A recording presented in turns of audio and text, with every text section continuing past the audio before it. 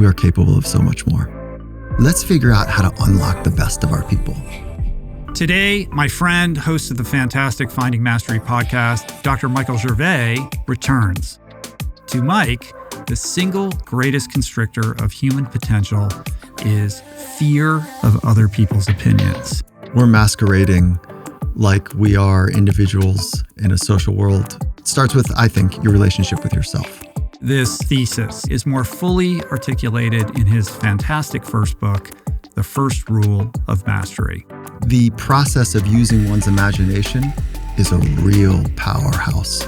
It's a fundamental commitment to work from the inside out. You can do it on your own.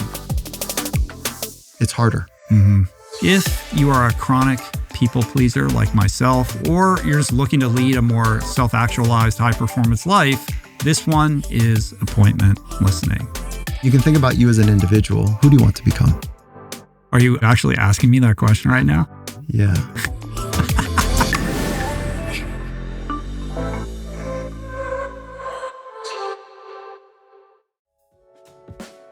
I'm extremely proud to introduce you to our newest brand partner, On. Check out their lineup of super comfortable, sleek, and durable pieces for yourself at on.com. So good to see you. Oh, it's great to be here. It's been a minute. It has been. I think this is the 5th time that you've done the show, though. I need to start with something, though. Oh, no. I've been wanting to say this. You do this every time. No, I do. I've been wanting to say this to you. There are a handful of people that fundamentally shape your life. And it was an experience that you created where you earnestly said, I want to ask you some questions. And there's this thing called a podcast. And so I was like, oh, that sounds good. But the way that you shaped our first conversation, the first time we met, was honest. It was curious. You are exceptional at what you do. But the way you created that space, I felt seen and understood and valued, and it was awesome. And so I said from that moment, I said, I want to create that same experience for other people, my friends. And so here we are 8 years later with the Finding Mastery podcast, and you are one of those people that have changed my trajectory. So I want to say thank you. I appreciate that. What you've built is really impressive and inspirational in its own right. Oh, and, fun. I remember that first experience, and I think it was like, it was so early in my journey with all of this, and I was just excited to meet you and that you said yes. I think I read an outside article about you and I was like, who is this guy? Like, I want to meet this guy. I figured out how to reach out to you and you actually agreed to do it. So yeah. I was thrilled. Yeah, right. Oh, that's fun. I didn't know that. And it ended up being a meaningful experience for me as well as for the audience. And then you reached out and you're like, tell me more about this podcasting thing. And yeah. I don't know how many years ago that was. I think it was like 2012. Yeah. So almost 10 maybe years. 2013. Wow. Yeah. Longer than Could that. it have been that? More than a decade. Yeah. That's pretty cool. Which is cool. And not only did you go off and build this amazing podcast, a lot of people say they're going to start a podcast, and a lot of people do. Very few stick with it, but it is impressive. And on top of that, Ditto. You've created all of these other kind of tentacles that are ancillary and related to what you do on the podcast, not the least of which is reaching out into the corporate world. I think when I first met you, you were operating out of like a sports medicine clinic in Marina Del Rey. That's right. And today, I think, how many people do you employ? Like 25, 30 people? Yeah, it's about 30 folks. You're doing events all over the world, and your focus has expanded from individual athletes, Olympians, and professional sports teams to working with Fortune 500 companies and helping them learn about leadership and team building. So I guess I'm interested in what the parallels and differences are between those two worlds as somebody who kind of entered into this high performance niche of psychology focused entirely on athletes from the beginning to now doing something that's not qualitatively different, but I would imagine in many ways distinguishable from those earlier days. So let's just like pull back the curtain a little bit. Early on, I needed to understand psychology. As a young 16-year-old athlete, like I needed it. I didn't understand how to get free when game day was happening. I didn't understand how to have access to my skills And so, the term choking. So literally no athletes have ever choked because we don't eat while we're performing. So there's no real choking. I'll remember that. That's a bad joke. Okay, we'll just stay there for a minute. But we do choke off access to our abilities. And that is really how the mind can work. It can choke off your ability to get free, to express, to go for it, to get on the edge, to be okay with however it goes. So I needed to understand how the best in the world do that, how they get free, how they become their very best, sometimes the best in the world. And that led me down the path of studying the psychology of sport, or the psychology of excellence. And then come to find out, after working 20 plus years with those folks, there's this thing that happens in leadership. And in leadership, they're as interested in being their very best, but equally, if not more important, is creating the right culture and the right systems for their people to be their very best. So that was the beginnings of the crosswalk from sport, from team, if you will. So it started individual, then it went to team, then it started working with coaches and GMs and ownership and management. And then that was the crosswalk into leadership and business. The parallel in the crosswalk is pretty rich. And so now you have these large events and you're working with large teams like Microsoft. I know you're public about like working with them, and that seems like a very immersive relationship that goes all the way to the top, to the CEO, down through the various departments and working with department heads and how they create culture and kind of alignment in terms of purpose, which is a theme in the book that we're going to get to. Do you find that there's more overlap between working with athletes and like team leaders in corporations than one might suspect on first glance? Yeah, that's a fun conversation to have, because initially what I would have thought would have made a great athlete would not make a great leader in a corporate setting. However, there are certain skills that do translate. And so some of those similarities are clarity of vision. So athletes make a fundamental decision on how they're going to organize their life and go for the thing that matters to them. It's the fundamental decision that happens post-vision. So it starts with using your imagination in a way to create an amazing future, the thing that you want to co-create or bring into the world. It doesn't have to be about yourself. Athletes tend to think a little bit more about themselves. But the idea of it starting with a vision, then making fundamental decisions to build the capacities, the necessary skills to make that happen, that's kind of the basic mechanics. And so I don't even want to lose track that the process of using one's imagination is a real powerhouse. And if we don't invest in it, it can run wild, and we lead to anxiety and depression and other ailments that take place with an unexamined, uncultivated way of using one's mind. And when you invest in it and cultivate and harness and garden your own inner world, you can have a sense of freedom and you can achieve extraordinary outcomes. So it does begin in some respects with the vision that you create. It would seem that in the corporate context, imagination is something that's under-indexed on. You know what I mean? It's not like... I think for many people, maybe not you, but for many of us. Really, do we really want our workers spending a lot of time indulging in their imaginations? What we need them to do is X, Y, Z and perform and hit these metrics. Okay, so that is the extraction model. The origins of that is like the Industrial Revolution. Sit on this conveyor belt and do this thing repeatedly and do it faster. And so I'm going to extract the best of you. It started there, and then it moved into something a little bit more, cognitive and mental in the way that people are leading and thinking, using their mind rather than just kind of a widget on a conveyor belt. And what we ended up doing to folks for many years is extracting the best of them at the cost of knowing their family, at the cost of living the full life with flourishing and a sense of zest. And so they gave into the company rather than pouring into their loved ones. So the extraction model is going the way of the dodo. And we're moving to the unlock, where the best and deepest and brightest cultivators, like Satya Nadella at Microsoft, is that they're saying, no, the potential lies dormant in our people. So let's figure out, and this is his remit to me and the company, Finding Mastery. Let's figure out how to unlock the best of our people, where there's purpose.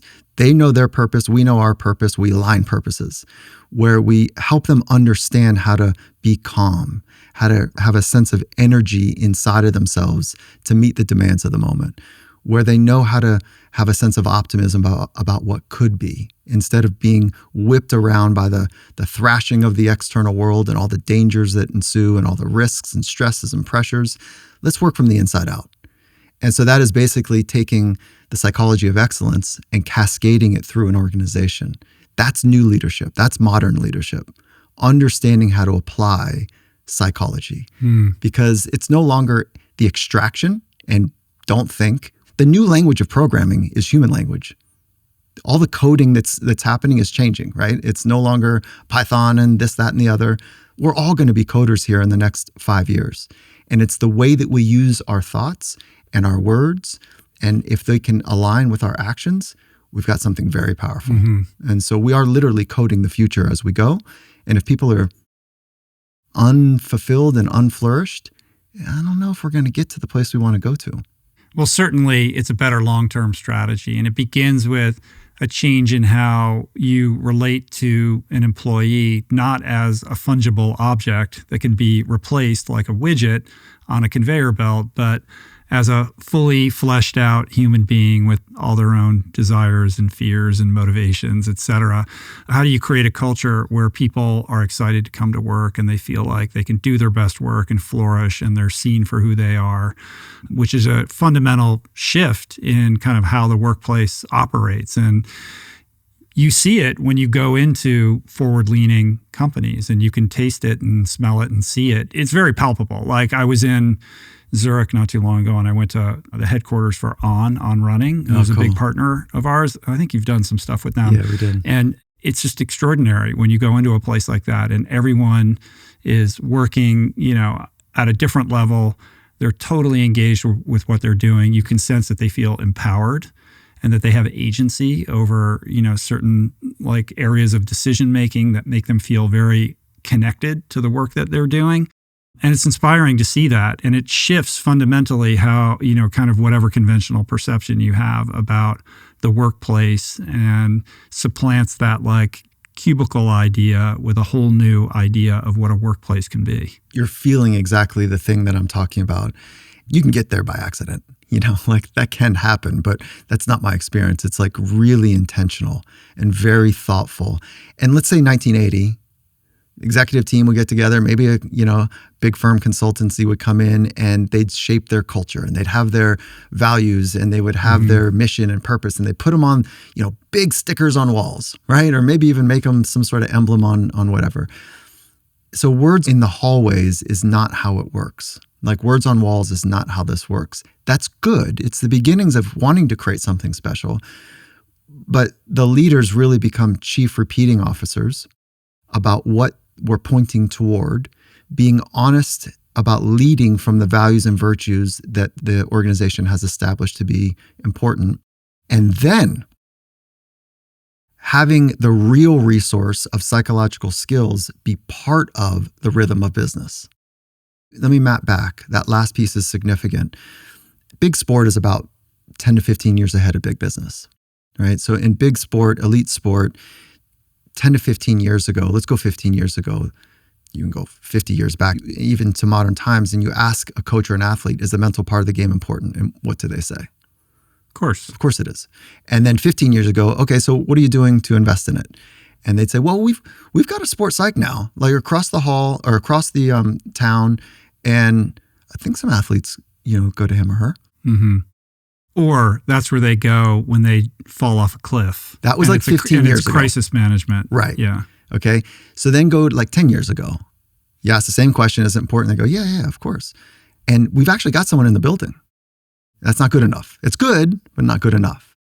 And now it's up to leadership to say, hey, this is rad. This is a competitive advantage. Invest in you. We see you as a full person. Go get this thing. It's going to show up on the field. It's going to show up at home. Like, go invest in you. We want you to be your very best. But the onus is still on the individual to take that up. That's right. So leadership creates air cover. And if they do that right, you get a little bit of backfill from the athletes or the individuals to go invest extra. Okay, now what's happening? If you pull back the curtain on an elite performing organization in sport, psychology is in the rhythm of business. It's in the hallways. It's in practice. It's folded into the way weights are moved, the way that bodies are moved during practice. It's in film room. It's on the sidelines. It's on the bus. It's folded into the rhythm of business. And that's where we're pointing, hopefully, for modern business, is to put it in the rhythm of business. And what does that look like specifically? Like my only kind of cultural reference point is watching Billions and seeing that character who has her office in there and all the traders come in and she helps them, sort of get their heads straight so that they can be high performers. And she certainly plays a crucial role, like she's indispensable in their success equation. But in the context of something like Microsoft or these other companies that you're working with, like, is there somebody who's stationed there all the time? Like, how do you weave that in so that it just is a piece with their workday and part of the culture? Like, on some level, you're performing a bit of an inception, right? Because it's one thing for the boss to say, this is our purpose. And then you have people who are like, look, man, this is just my job. Like, you want me to tell you that that's my purpose too? Fine, I'll tell you that. Fine. But like, is it really? Yeah, you know? My purpose is really my family. Yeah. And I'm just here to make some money. That's where you start to get some breakdown in things. And that's okay. That is really okay if that's the case for the person. Your point is well taken, or your question is well taken, which is like, how does it really work? The Billions model is cool. It's working with the influencers and the decision makers at the head of the organization. And it's still kind of a one-off model. Like, go into that wonderful room that's a little scary, and work with one. And it's still like a therapeutic session. That's right. That's good, not great. So what great is, this is my bias, of course, right, is that what I was able to do with the Seattle Seahawks and the head coach, Coach Carroll, is we would work the coaches. So the coaches would be hydrated with psychological skills themselves. And then the extension is we'd show them, or I would show them, how to pass that on to their athletes. So no longer, like old sports psychology is, I'll tell you the story. When I first got my first team I was part of, head coach goes, this is going to be great. I got someone for you to work with. And I'll tell you what, if you can make a difference, it was hockey. If you can make a difference with him, whoo, like, man, we'll be a lot better. And like, if you could make a difference, I didn't realize this was the quote unquote head case across. That's how they thought of this athlete. High talent, extraordinarily gifted, good work ethic, but just couldn't quite figure out how to get free and be confident. And there was that choking thing I was talking about. And then because of that tension, they thrash. That's what happens. Like, when you're unsettled, you know this better than anybody. You start to thrash and relationships are compromised and you're caught in a little bit of a swirl in the culture, if you will. And you can't get those noses and toes pointed in the same direction. So I was like, okay, put me in, coach. Like, oh, great. So now I'm walking down the hallway with that person, and the other athletes and everyone else in the organization was like, oh, if you're talking to Gervais, I guess you're a head case.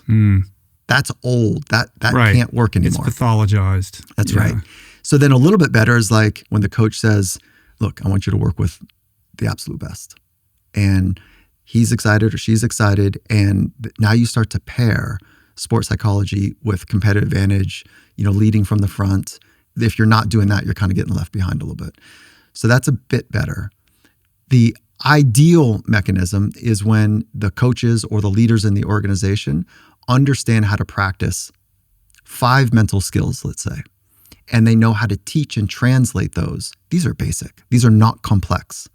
Breathing is not complex. There's some complexity to the actual mechanics, but teaching it is not hard to do. But carving out 3 minutes at the top of agenda for your organization to downregulate, that is an exponential moment for organizations to do it across a company. We're going to downregulate for 3 minutes, let's say, across 200,000 people in our organization 3 times a day. Oh, competitive advantage hit.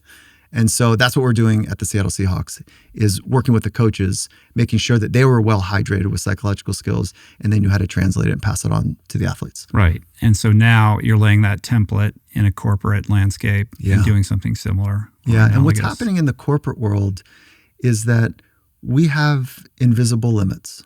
We have blind spots. We have things that, because we're so mired in the culture, that it's hard to see them. And so one of the great gifts that somebody outside of yourself can give you is like, hey, have you ever noticed, like, what do you think? Like, could this be something that's a little bit of a struggle for you? Like, oh yeah, like we've been banging our heads on that for a while. Oh, okay. Well, here's a way to think about maybe solving that. And then we backfill it with psychological skills. So it's like, it's not, again, it's not complicated, but humans are complex. But it is a total reframe. If you're walking into a conventional organization where, basically the employees underneath a certain department head are being driven almost entirely by making sure that their jobs are in good stead and that they have the approval of the department head and are kind of acquitting their responsibilities in accordance with those expectations, irrespective of whether they think it's a good idea or not. And that kind of calcifies any kind of evolution of a corporate entity, right? I would think that that's like a major peril for most companies when they reach a certain size and scale. That's where, the reinventing is really important, and constantly staying on that front edge of who are we becoming, and are we being honest with the resources we're providing people? And you can think about you as an individual. Who do you want to become? Who do I want to become? Yeah. Are you actually asking me that question right now? I thought about just letting it be rhetoric, and then I saw your eyes light up, and I thought, let me just pause. Yeah. Like, who do you want to become? I don't want to derail your point. We can circle back to that. But so you can ask it as an individual, and then you can also ask it at the team level or the organizational level. And that starts with using your imagination. Who are you working on becoming? And without a vision or a set of bellwethers to be able to know if you're lining up your thoughts, words, and actions in alignment with that purpose or that vision, the external world will own you. It will pull you. It will stress you. It will create distractions. If we don't know how to work from the inside out, we will play and live life on the terms of other people. And that's really dangerous. And I think that people are tired of it. That's the great opportunity, I think, right now for people, is to say, who do you want to become? Backfill it with the psychological skills to help you be about it. And then do what athletes do every day, is amongst and with people that are wanting to take their job, their friends, their peers, and somebody that wants their position on the team, and coaches that determine if they're going to get playtime or not, that every day they are going to the messy edge, at that place where they could fall into 1,000 pieces or unlock something special. And they go there every day amongst those that want their job, know what's good, what's ugly, what's not acceptable, even in front of people that can decide you're with us or you're not. The NFL stands for not for long. And what they do, not really, but what those athletes do is a radical risk-taking every day, incredibly vulnerable. And we look at them and think they're kind of born that way. But we don't do that. We don't go every day and get to our emotional edge. We play it safe. We play it small. We get busy as opposed to intentional. We lie to ourselves and numb ourselves, and we stay on the surface rather than going to the places that they go, which is right at that edge where they could fall apart or be just right in the presence of a slipstream of unlocking something special, the next level of their expression. That is to be regarded.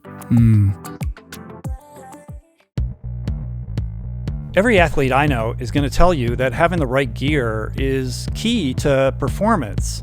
If what you're wearing is poorly crafted, it's just going to put distance between you and those goals you've set. You owe it to yourself to invest in the best, and the best is On. I'm obsessed with the Cloud Ultra, great on the trails, and I just got the new next-gen Cloud Stratus 3 for the road. I'm loving those. But On also has this incredible line of lightweight, high-performance apparel that is just beyond anything I've previously donned. It's like this second-to-none second skin. I love to rock the Sweat Wicking Ultra Tee and the Ultra Shorts, which have this pocket right at the base of the spine that perfectly anchors your phone. No jiggle. I'm just so proud to partner with On, and I love their vision for the future where their gear is engineered for circularity. So check out their amazing lineup of super comfortable, sleek, and durable pieces for yourself at on.com.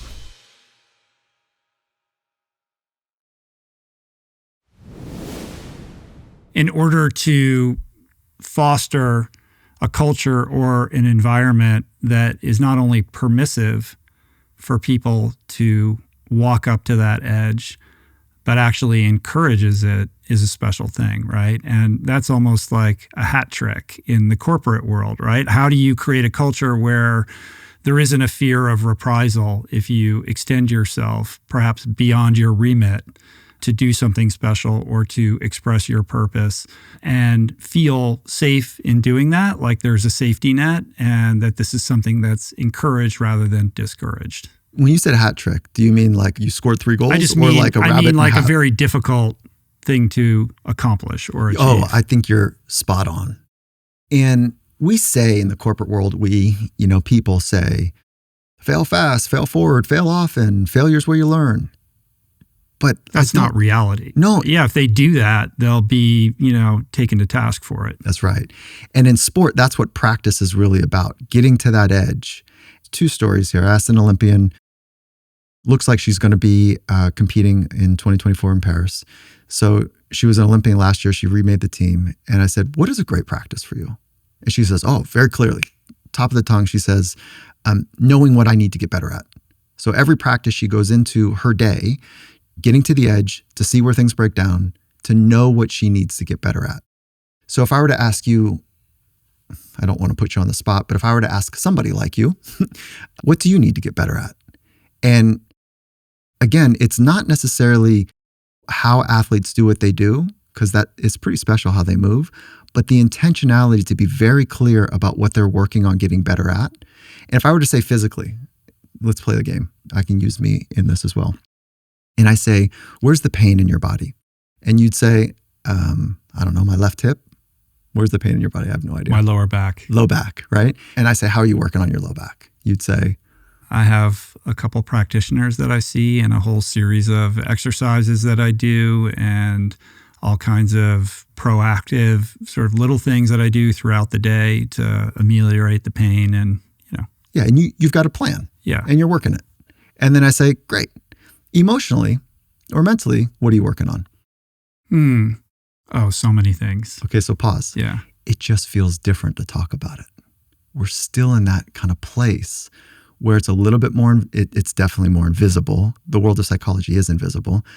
But didn't it feel just a little different to say, I'm working on less depression, less anxiety, more joy, whatever it might be? Did it feel that way for you?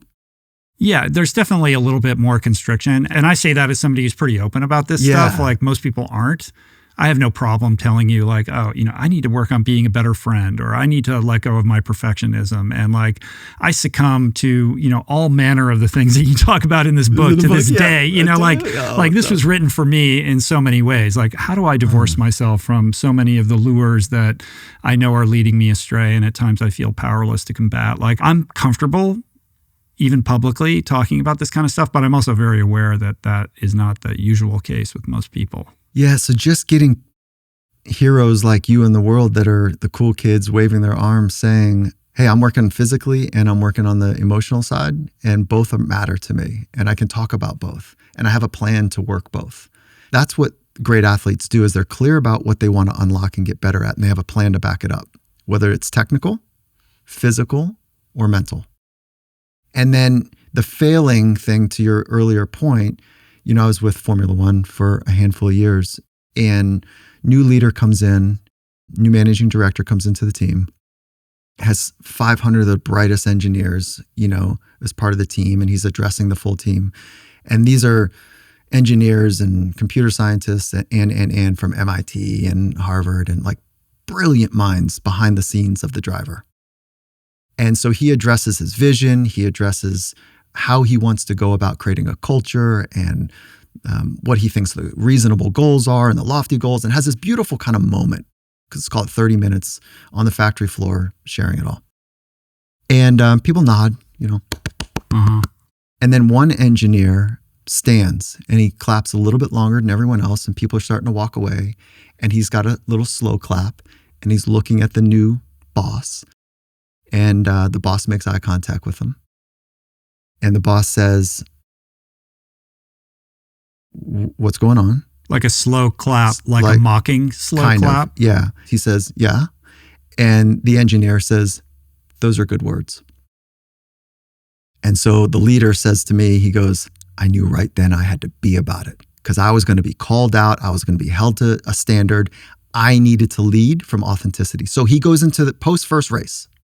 And after the first race, fail fast, fail forward, fail often, he says, "Okay, everybody, it was a tough race. I want to talk about the 2 mistakes I know I made, and I need to get better. I don't know if anyone else saw them, but I made this mistake here and this mistake here.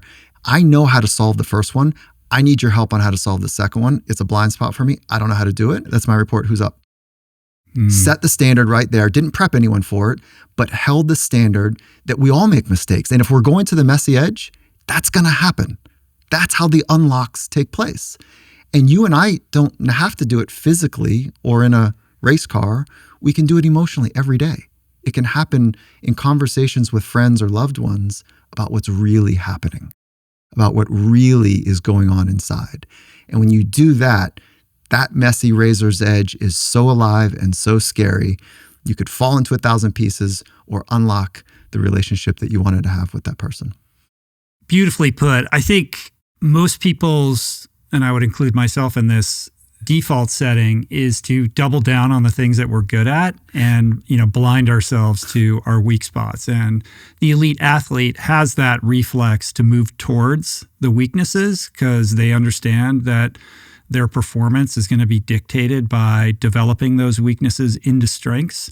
But in our day-to-day lives, we're not necessarily compelled or challenged in a way that kind of pushes us towards our weaknesses. And it's very easy to just keep doing the thing that we know we're good at and kind of hold those weaknesses over here and pretend they don't exist, or that they're not really undermining, who we want to be.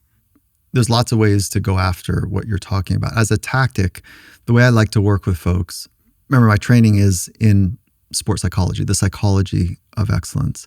And if you think about all the skills that go into you being your very best, maybe even great at something. Say we have a list of 9. There's usually more, but this is just for the sake of conversation. There's 3 you're really good at it, 3 that are, you're pretty good, and then 3 that relatively you struggle with. Now, those bottom 3 might be better than 99% of the world, but those are a relative stack. Just as a thought experiment, if you were working with an athlete on whether it's physical, technical, or mental stack that we're talking about of skills, where would you start? Would you help them be better? Like Shaquille O'Neal, let's help you be a better force underneath the basket. Or obviously, when he played, he was terrible at free throw shooting, right? He really struggled there. Would you help him on his free throw, or would you help him on something in the middle? In order to answer that question, you need a more comprehensive kind of roadmap or blueprint of how that person operates. Because if there's some kind of mental tweak, perhaps that needs to be addressed fundamentally first before you even get to the free throw thing. I like that. So let's assume that this person is a great learner. They want to get after it. They're okay being in the messy edge. Let's just assume that they're a good learner. This is just philosophically, for tactics. Would you start with reinforcing what they're great at, what they're okay with, or what they struggle with? With what they struggle with. Yeah, that's what I thought you were going based on the last part of your conversation. And there's no right or wrong here. Where I go is right in the middle of the stack, and I go towards the top of the middle. So I'll go to number 4. And the reason I go to number 4 is because now there's this interesting slipstream that I found for folks is that they start working on something and they become better at it because they're close to being good at it. They become better at that. And they're like, oh, I can get better at some other stuff too. And so then you start moving down the stack. That's how I go about it. That's interesting. But I would have thought, and part of the reason why I said the weak thing, let's use free throws as the example, is because they're so bad at that, there's much more room for to improvement. improvement, And the velocity of that improvement seems like an easier lift that would create that encouragement and that level of engagement with their own ability to change and evolve. I think that is super reasonable, and I've seen that show up plenty of times. What happens privately is they're like, oh man, I'm not very good at free throws. Thing they hate, so they're dreading it. Now we've got a spotlight on the thing that they don't like. Fine, that's totally fine to do. But then there's this hyperfixation on things I'm not good at. And that's not the psychology that got them there. The psychology that got them there was like, I'm a force underneath the basket. Give me the rock. And if we start to shift that to focus on the things they're not good at solely or majoritively, then the psychology starts to change like, man, maybe I'm never going to be able to unlock this. Like, I'm not good at this. Oh, that's interesting. So it's an interesting potential pivot between where you go. No, that makes a lot of sense. Isn't that kind of fun as a thought stem to think through? But fundamentally, and you referenced this a minute ago, is this preset or our kind of fundamental disposition around how we interface with our own sense of purpose, our own value set, and what motivates us. Are we extrinsically motivated or are we internally driven? And this provides the foundation for this book, your first book. Congratulations. Thank you. Which is all about like liberating yourself from the opinions of others and turning that spotlight inward to try to understand what your purpose is, what your value set is, and creating a structure where you're driven internally in accordance with those to kind of mute out the extraneous noise of the outside world as a roadmap towards mastery. And I guess the first question that I would ask you is like, of all the things, like mastery is your world. Your podcast is called Finding Mastery. Like this is what you obsess about and think about and practice and teach. Why is it this kind of subject terrain that's providing the on-ramp to your very first book? Like you could have picked a lot of ways to communicate your ideas around mastery, but you're focused on this very singular concept as kind of an introduction to your world and how you think about high performance. I love the question because I think a lot of people are quietly asking themselves, Gervais, why'd you write a book on this? And I appreciate that you're actually asking it. Many people have not asked this question. It seems like the obvious first question. Yeah, it's cool. Yeah, yeah, good. So I'll tell you the reason being, because I think it is the greatest constrictor of one's potential. I think this obsessive, private worry about what somebody else is thinking about me is the great, unnamed, unexamined constrictor of potential. And it is like David Foster Wallace shared in his poem. There's three fish. There's an old fish swimming one way and two young fish swimming the other way. And the old fish, as he passes by, says, "Morning, boys. How's the water?" And the two young fish swim on. And then one brave of the young fish says to the other, "The hell is water?" And I think that's what is happening. It's like this navigation of, am I being accepted by others? Am I being rejected by others? Is the water that we are swimming in. It is so foundational to safety and survival that we've almost forgot to label it.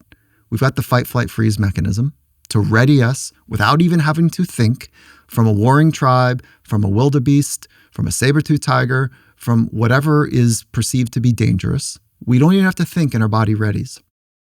And that's because our brain is optimized for survival. Belonging is safety. Belonging is survival. So there's this other general thing that's taking place in our brain, the 3.2 pounds of tissue, that it's scanning the world for things that are dangerous and trying to figure out how to be okay. And one of the great dangers, the near-death sentence, is if you and I are in a tribe. Let's go back 200,000 years ago. And Rich and Mike are doing their thing. And let's say that, I don't know, you sharpen the arrows and I got the bows just right. And each time we go hunting, we come back and arrows are broken and we miss our target and the tribe is hungry. And let's say another time we're out gathering and I'm coming back with rotten whatever and like you're off, doing something else in your ADD moment and you don't come back with the right berries either. Over time, underperformance has led to rejection. And once we're kicked out of the tribe, that rejection is a near-death sentence because you and I can't forage and fend and fight and hunt and gather, just the two of us, or maybe our spouses, maybe like 3 kids and maybe a cousin and an uncle. It's too much. So safety is part of belonging. And so what ends up happening, we've got this general mechanism in our brain to take the temperature of other people, to make sure that we're okay in their eyes. Well, that getting kicked out of the tribe now is no longer a death sentence or near death sentence. It just doesn't feel good. So, but we still have the mechanism to tune, to see if we're okay in the eyes of other people because we are petrified to be rejected. And that's what's happening. And I was 16 years old. I saved up enough money to buy my first car. It was a Mazda B2000 pickup truck. I could throw my surfboard in the back and I felt great about it. I mean, it was like a $2,000 truck. And there was a car driving and they were on my left-hand side. They were going in the same direction. They were going to pass me. And I remember sitting up, grabbing the steering wheel like a cool kid would, and thinking to myself, they're going to see how cool I am in my new car. Like, I'm going to show up right in this moment. So as they're passing me, I look to the left and they didn't care. They didn't even look. They had no clue that I existed. I did not matter at all to them. And I had this lightning bulb moment. What am I doing with my life? I'm a 16-year-old kid and I'm having this existential moment like, this is embarrassing. I just did all of this performance to be looked at by somebody favorably that I didn't even know. What is that? And I was so embarrassed by it. I didn't talk about it. I just kept it private. And I knew that I was doing it throughout my life. And I was so embarrassed that I was playing a secondary game. And socially, I was fine. I could fit in a lot of places. And it helps when dad's an alcoholic and mom's codependent. And you got to figure out how to navigate. There's an interesting brew that creates a psychologist. Right, yeah. And so you figure out how to tune to others. But I was doing it a lot. And then come to sit with Best in the World. And they talk about like not letting others down, not wanting to blow it, not wanting to da-da-da-da. And there's all this narrative about how important the opinions of others is to their life and well-being and sense of self. So I wrote an article, and the article was on HBR 12 months later, and it was on this, like this number one constrictor, this obsessiveness about how you're perceived by others. And they called me 12 months after and they said, you're the number one downloaded article. Oh, wow. So you hit a nerve. I read it. It's great. Yeah, thank you. I didn't look at the date on it. I was just assuming that came out after the book as part of like getting the book out into the world. That happened was well before. Like 3 years ago. Oh, wow. So they called and they said, let's write a book. And I was like, man, I'm wrestling alligators right now. Like life is hard. I do not have that bandwidth to do it. And they said, no problem. Let's come back around. And I was like, thank you. They called 12 months later and they said, it was number one downloaded again. Like there's a real nerve here. So I felt like I wasn't alone.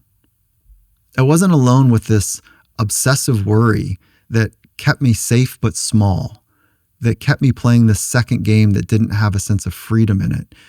And I had shed a lot of it because I'd worked at it a long time. I still have some of it. I'm not free from it completely. Like I'm not the enlightened one here. That's you. Definitely not. Yeah. So don't play that game with me. I know what you're doing. I'm still working at it. And come to find out I'm not alone. Just naming it is healthy for people. Well, I think what's brilliant about that, it's not surprising that hit a nerve. And by HBR, you mean the Harvard Business Review, because there's two things going on. Like it does provide this lens into the world of mastery, which is your specialty, but it's also something that almost all of us can relate to. It's a universal experience. So whether you're interested in mastery or not, or perhaps you're just curious about the human condition and the human psyche in general, like this is something that we can all find commonality around. Yeah. Because I think it imperils and kind of affects us in various ways throughout our life. Like that story that you told, I have many versions of that. And, worrying about other people's opinions. I've gone through acute stages of my life where that was very paralyzing. Yes, it's a vestige of this evolutionary trait that kept us alive, but it's also very hard to shake. And today, I shouldn't be concerned about these things at all, but it still, kind of commandeers me in certain ways that I wish it didn't. And I think that now, because of social media and the way that we kind of interface with each other in our digital lives, it's more acute than ever. And it's also a very, kind of tricky town square that we all inhabit, where being ostracized from the village kind of does feel real. Like you say the wrong thing, and then suddenly there's a, cascading set of consequences that can actually spill out into the real world and affect you in dramatic and negative ways. And I think it has everybody's sphincters tightened a little bit, and like thinking long and hard about what they're going to say or not say. And there's that sense of constriction. Like, how do I do this? How do I interface with this? And I think it's put us in contact with that ingrained impulse that we have around how we, participate as a community, and what is the real threat versus the perceived threat. Amen. That sense of community, we are more like a coral reef than a nail banged into a board as an individual sense of self. Like, we are more like a coral reef. We need each other in so many different dimensional ways. And it's not just like, oh, I don't want to be caught saying something that I'm going to piss off other people, so I'm going to monitor myself. There's a function of that, certainly. Or it's also, what can I say that's going to get the court of opinion clapping in my direction? That's okay. Yes, on both of those. And then I do think that the fear of rejection is more important than the desire to be accepted. So I think the fear of rejection is the stronger motivator. However, I think it shows up in our relationships with our parents, even as adults. I think it shows up in our relationship. Yeah. To this is why we get pissed off, because I'm like, how many decisions have you made to impress either your mother or your father over the course of your life that were not necessarily in alignment with your own sense of purpose? It's gross. Why am I doing that?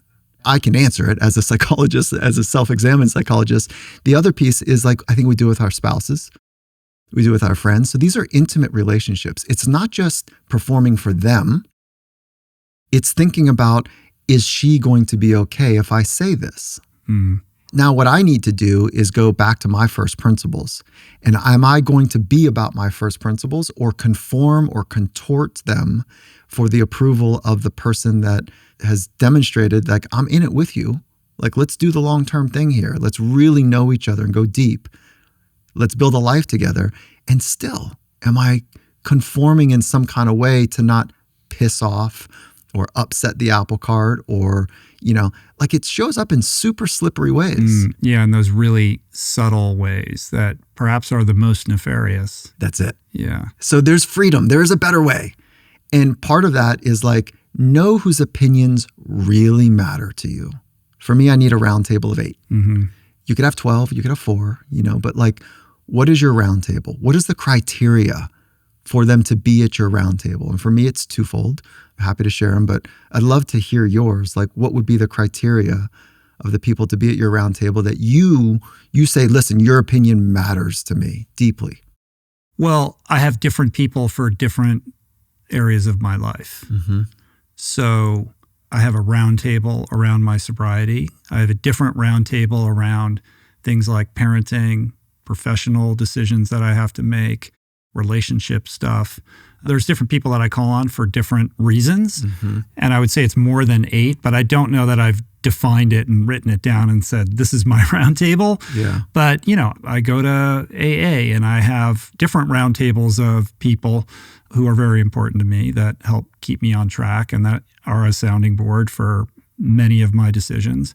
I have a formal men's group every week that I sit down with a group of 8 guys, and that's where we share non-sobriety oriented stuff, in my case, around, parenting dilemmas that I butt up against, or relationship stuff. I've been with my wife 23 years. Like, what does this look like now? How do I keep this alive? And how do we stay, energized in our marriage and, continue to cultivate that level of intimacy? Or I have a big professional decision I need to make. Like, I only share those decisions with a very select group of people that I'm very intentional about, that. You don't just spew it out and let everybody's opinions roll in. That's right. That creates paralysis and confusion, and you're over-indexing on certain people because everybody's got an opinion about everything, right? That's right. So now more than ever, like, you go online, God forbid you share, like, should I do this online? Like, you're going to get a zillion different opinions from who knows who these people are. And on top of that, are we really meant to know everybody's opinion on everything all the time, every second of every single day? Like, not. It doesn't make me feel good. No, like, it can be fun to crowdsource. There can be some wisdom in crowdsourcing. Sure. Yeah. Like create a poll or something like that. But I think it's much more effective to identify the people who you really trust, who you know have your best interest at heart and are going to really consider the question at hand and aren't afraid to give you the hard answer. Okay, so these are the criteria. Whatever table it might be, we're having a similar criteria.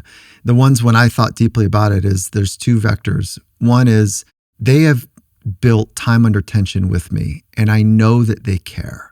I know that they have an understanding of my micro and massive traumas in my life. They have context to the person who I want to become and be more often. It's not an opinion that's out of context. And they've demonstrated with time under tension that they really care about my well-being. And then on this other side, they've been in the amphitheater where there's real stress and pressure, and they know the defaults that happen in those conditions. So it's the context of both of those that I go, I'm at home. I can be so vulnerable that you know how to take care of me in my most vulnerable state because you know the person I want to be and you know the traumas I've had, so it's in context. Mm-hmm. And like my wife is my best friend. We've been married 28 years. And people used to ask me early in my career arc, like, what are the commonalities or what are the traits of the greats? Like, what are the ones that hang together? It was something that I thought deeply about, and I did a lot of investigation around it. And I'm less interested in answering that. And I'm more interested in pointing to who are your trusted partners? Like, forget about what they do. Who has your back? Unconditionally, positive regard, sees you, knows you, and is going to ride with you to help you be your very best, even when it's hard.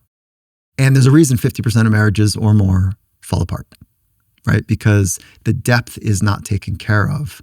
And this is the depth that I'm talking about watering and knowing. So those are the criteria for me. They care and they understand what it feels like to be in high pressured. Yeah. And that understanding demands a level of experience in whatever it is that you're running by them. And vulnerability. You have to bring you into the conversation. If you and I just beer and pizza. Should I do this or this? Yeah. And I it's don't like have super context surface. And I don't. Right. Yeah. I've never shared like my ache with you. Then it's out of context. You're just staying at the surface with the beer, pizza, and chicken wings, whatever kind of conversation. That's just, I know that you don't do beer, pizza, chicken wings. I understand, but just for fun, the surface level conversation. Sure. So if somebody's listening to this and this is a new idea for them, how does one go about corralling their own roundtable? Okay. Like you could just borrow maybe those two vectors, like who has demonstrated that they really care, or the beginnings of that. Maybe you want to give them a seat and that they have a sense of what it's like to be in heavy environments, because that's where we fall apart. Okay. So just some sort of semblance of those two. And then what I would say is start with that exercise, then move to one of the 3 best practices to know yourself better: mindfulness, journaling, or conversations with people of wisdom. Start with one of those so that you can work increasing awareness of how you work from the inside out. One of those 3 are great practices. And then I would examine the performance-based identity that you might be inhabiting. Mm-hmm. So we live in this performance-obsessed world, certainly in the West. It makes perfect sense that for generations, we have a performance-based identity, which is examined by I am what I do and how well I do what I do, as opposed to I am me. I am who I am rather than what I do. So examine the performance-based identity. We take a deep dive in the book on this, but the crosswalk is from performance-based identity to purpose-based identity. What is your purpose? Get crystal clear with what your purpose in life is. I would triple down on that. Julie, what would you say to somebody who comes to you and says, you know what? I find your lifestyle or the way that you eat really aspirational, but I'm too busy. I just don't have time. I don't want to be cracking open cookbooks and trying to learn a new skill when I'm already exhausted after a long day? How do you guide this person? Where should they go? The Plant Power Meal Planner is really, really such an amazing value. It is under $2 a week. And for that, it gives you this inspiration, know-how, and thousands of recipes to create the plant-based meals that you crave in your own life. So it's so amazing to be able to log on to the Plant Power Meal Planner and get the recipes, the ingredients, the shopping lists, and then the support from all of the coaches that we have available to answer all of your questions. So join us in eating more healthy, vibrant, plant-based meals. And to kickstart our health intentions this new year, we're offering you $20 off a 1-year membership with the code POWER20 throughout the entire month of January. To learn more and to sign up, go to meals.richroll.com. Again, that's promo code POWER20 for $20 off at meals.richroll.com. So a couple things. So switching to purpose is essentially what you're saying is the path going from somebody who is extrinsically motivated to internally driven. Yeah. That's how you bridge that gap. But when you use the purpose with a capital P, that flummoxes a lot of people. That's paralyzing in its own right. Totally. Like, I don't know what my purpose is. Totally, You're telling me, yeah. oh, I can't do anything until I know what my purpose is?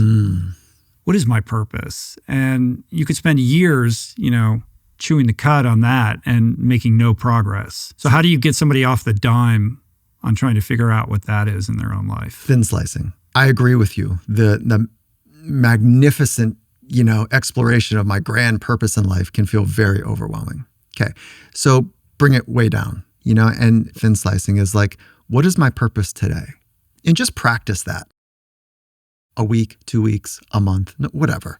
But practice thin slicing. What is my purpose today? What is the thing that matters to me that has meaning and it's a little bit bigger than me? And I'm going to need all day to get this thing kind of delivered or done. So those are the 3 criteria for purpose. It has personal meaning, it's bigger than you, and it's future oriented.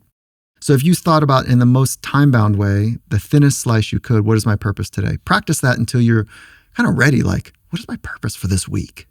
This is not a goal. There's not goals. It's not a checklist. Purpose has like a soul to it. What is my purpose for this week? And then after you've practiced week purpose for a while, move up to month, move up to quarter, move up to year. And then, as you're doing that, it will happen. Maybe just trust my words for a little bit. Like, it will happen if you practice just about anything. But if you practice this, you'll become more familiar with it. You'll feel the fabric of that question, and your grand life purpose will become just a bit more clear. One of the challenges in answering that question, I think, tracks back to an amazing insight that you share in the book that really struck me, which is that our relationship with this idea of purpose is driven in the West by this rugged individualism kind of notion, as opposed to its true context, which is that purpose is revealed in our relationship with others. And when we think about the context of our own community and the kind of dynamics in which we operate, that is a more fertile soil to kind of imagine purpose and develop it, as opposed to, I'm here standing alone, it's me and manifest destiny, and I'm going to stake my claim and this is my purpose. And it's just up to me. Because that's, back to the evolutionary thing. Like you say in the book, we are not individuals who have learned to be social. We are social animals who have learned to identify as separate selves. And, that is like at the crux of not just the purpose conundrum, but this whole notion that drives fear of other people's opinions. Yeah, we're masquerading like we are individuals in a social world. Like, we've kind of got the ordering sideways here. And so if you think about a pebble in a pond and you think about the ripple that takes place from that, at the center is your relationship with yourself. This is how I see it, at least in my simple way. Some people might say your relationship with God starts at the center. I put your relationship with yourself there. And if it's informed by God, great. But it's the relationship with yourself. Then the next ring you could decide what you put in the next rings, but it is about relationships with. And I go with experience, with other people, with Mother Nature, with machines. And so there's relationships that are at the foundation of this whole thing of life. And I don't have this exactly dialed in yet, but I'm thinking that one of the ways I want to express mastery of self is a love affair with the unfolding, unpredictable, unknown present moment. If you could have a love affair with the unfolding present moment, like there's a sense of real, you used your word from earlier, agency and efficacy and a sense of power and a sense of not needing controls, but giving into the unfolding present moment and having a love affair with that unknown. That to me, I think is mastery of self. But that is a relationship with experience. And so it starts with, I think, your relationship with yourself. To get there, you need a couple other things that you talk about in the book, which is, a learner's kind of approach to the world. You can call it a growth mindset, and curiosity. Yeah. So we all have seeds. We're more like a gardener than we are just about anything else. And what are we tilling? What are we tending to? And if we're tending to learning, we're tending to exploring, we're tending to figuring things out, then those plants grow, those seeds, they grow. So I think that most of us, and I'll talk about myself here for a minute, for much of my life, I was critical, hard on myself. I was judgmental. I was pessimistic. I was tilling those seeds and they were growing. And so before I knew it, I was first year in college and I was waking up to brush my teeth and my hands were shaking. I didn't know what it was. I didn't know that I was living with anxiety. I had no idea what that was. I was wondering, is this a neurological thing? Like, what's going on? And I was racing in my day because I was not enough. And if we take on the gardener analogy and we just take a moment, like, what are you tilling and what are you hydrating and what are you growing? What seeds are you cultivating inside of yourself? I think there's a rich metaphor to be played forward. And I want to be more curious and a learner because there's so much good stuff that I don't understand. And I'm fascinated by making connections with people, with self, with ideas. So I've just got to show up and be a learner. It's a more joyous, liberated way to live. It's not a new idea though, right? Yeah, I know, but it's so hard to access. Like when I look at, let's just drill down on this idea of the performance-based identity. This gets expressed in three negative ways. A contingent self-worth, meaning like your self-worth is basically dependent upon what other people say it is. A looming fear of failure. Doom is just around the corner. You're one click away from disaster. You better step it up now. Yeah, you better be great. Yeah. And perfectionism. And I read this and it's like, ding, ding, ding. You know what I mean? Like, I got some work to do, buddy. And like, I'm in a much better place with this. I'm kind of half jesting because I have contended with this and overcome a lot of it, but it comes up all the time.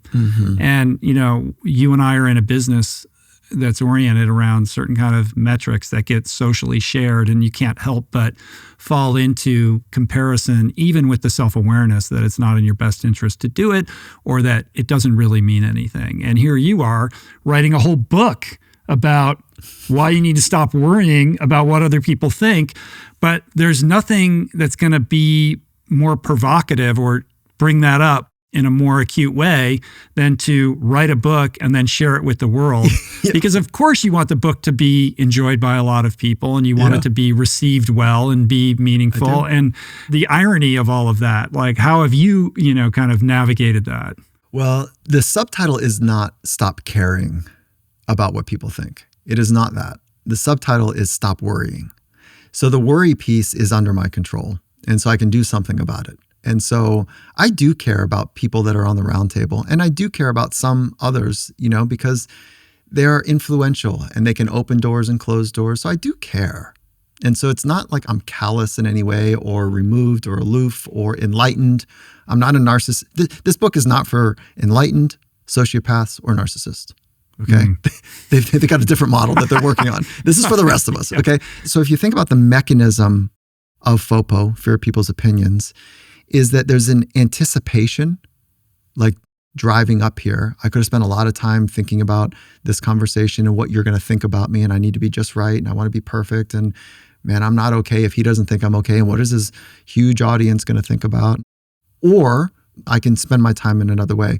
But the anticipation of what another's going to think is the bulk of FOPO. Yeah, that was really well stated in the book. It's not the negative opinion shared per se. It's the anticipation that might occur that creates all of the stress and anxiety and, toxic brew of neurochemicals that, fuck us up. That's exactly right. And then, so the second phase is checking. So that when I'm actually now in front of you, I am reading micro expressions because I want to be connected to you, but I'm not doing it to see if I'm okay.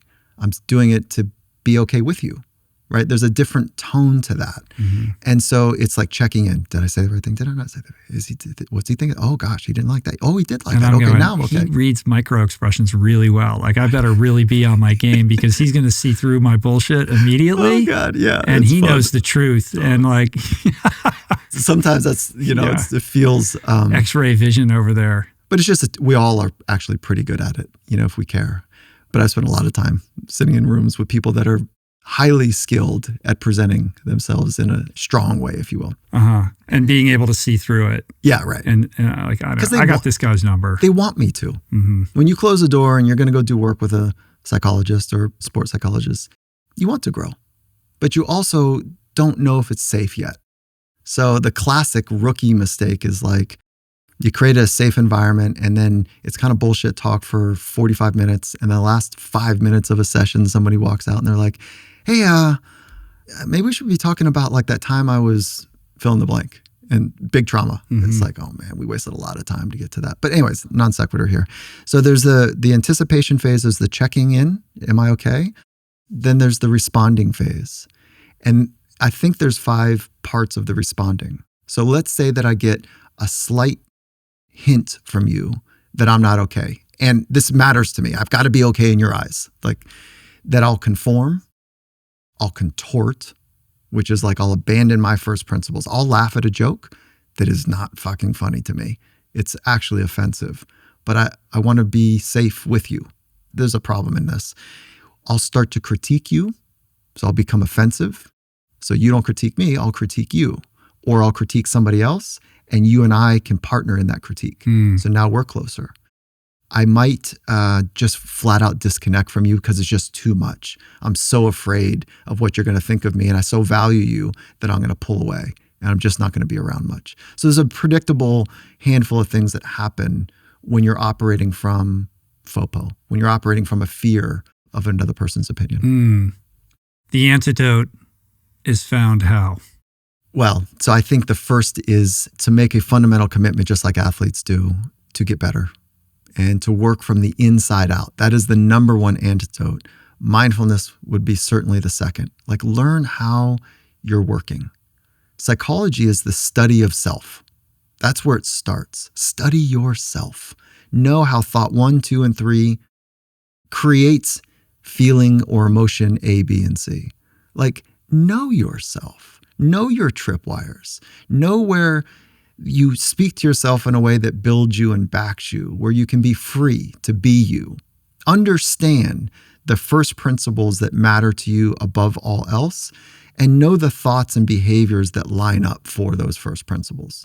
And if you can do that in service of purpose, you got kind of the whole buffalo lined up. It's a fundamental commitment to work from the inside out is the antidote.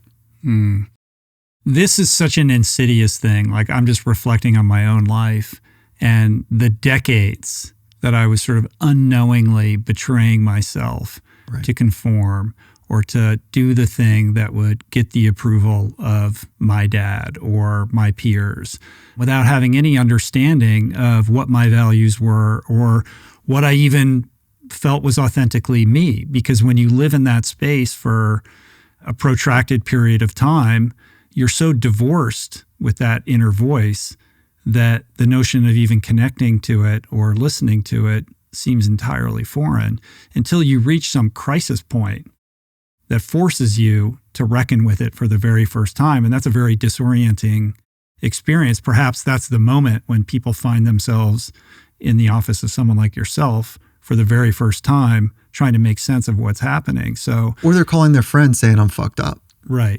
Or they feel really alone. Or they're just privately, contending with it to the point of, severe mental issues. That's right. Because they're so afraid of raising their hand. That's right. Because we're conditioned to look a certain way rather than be a certain way. And we are obsessed with performance. Grades happen that way. Force rank stacks in youth sport happen. We want to give everyone an award, but really we're only kind of interested in the winners. And it's a tough world to navigate, period. And I don't think the world is safe. It is not designed for you to be your very best. The world is quite hostile. There are bad actors, there's good actors, there's selfish people across most communities. It's not designed for you to flourish. And so if you're going to play the game according to the world standards, I think you get whipped around quickly. And that's why we talk about right now, there's a human energy crisis. People are more stressed, more anxiety, more depressed, more addicted, more suicidal than we've had in the last, call it 20 years. It's not that the external world has changed that much.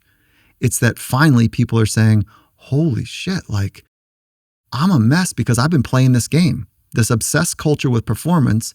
I've drank that poison and that's never going to fill me. And so I've been drinking this poison for a long time. Who am I and what the fuck am I doing here?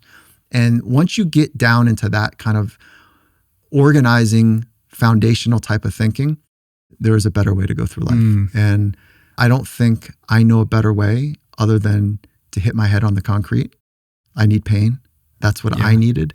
And I just want to be there, hopefully, for people that, don't fall too far to hit their head in the concrete, that it's a game over, but that they can feel their pain and do it in a way that is healthy. Did you see the David Beckham mini doc series? I did. It's impossible to read your book without reflecting upon that guy and how he navigated in the most extreme way the opinions of other people to basically be able to perform at the highest level. And of all, I learned so much about this guy. I thought I understood his career, but I was shocked to discover so many things about this human being that I didn't know. Super endearing. And his level of mastery when the entire world turned against him is extraordinary. To be able to tune out the absolute loudest voice one could possibly imagine and decide that, his motivation was going to be internally driven and that it was up to him. And then to be able to show up and actually do it.